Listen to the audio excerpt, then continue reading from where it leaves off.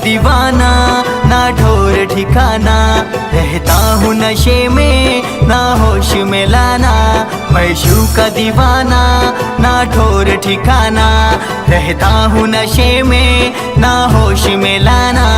पीने का अभी मूड है कोई भंग तो घोले, भोले भोले बम बम भोले, भोले भोले बम बम भोले।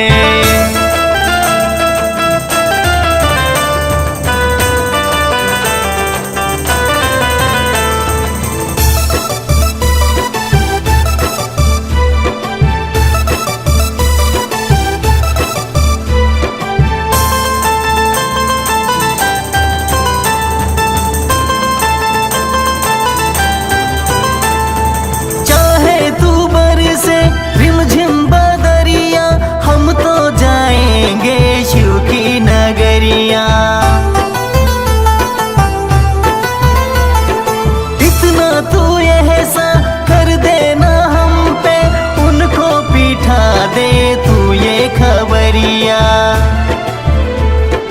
मैंने तो ये ठाना है, देवघर जल को चढ़ाना है। आऊं वहाँ मैं जो तेरे दर्श को पाऊं, कमजोर नहीं हूँ इरादा है पक्का। गौरी के पति तुम गणेश के पापा, कमजोर नहीं हूँ इरादा है पक्का। गौरी के पति तुम गणेश के पापा।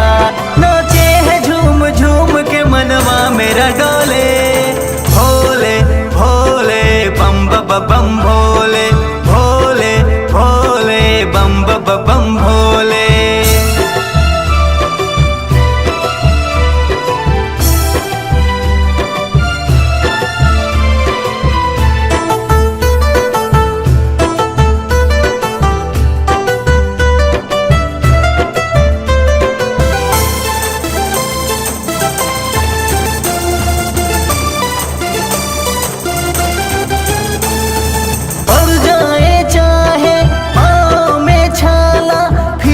कदम नहीं है रुकने वाला,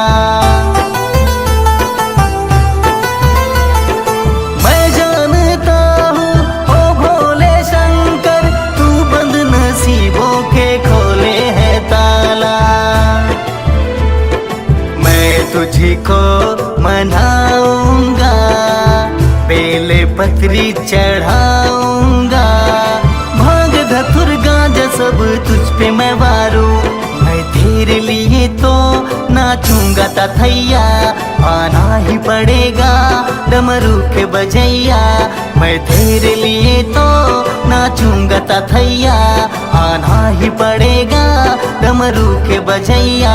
चलना है जिसको संग मेरे साथ वो होले, भोले भोले बम बम भोले, भोले भोले बम बम भोले।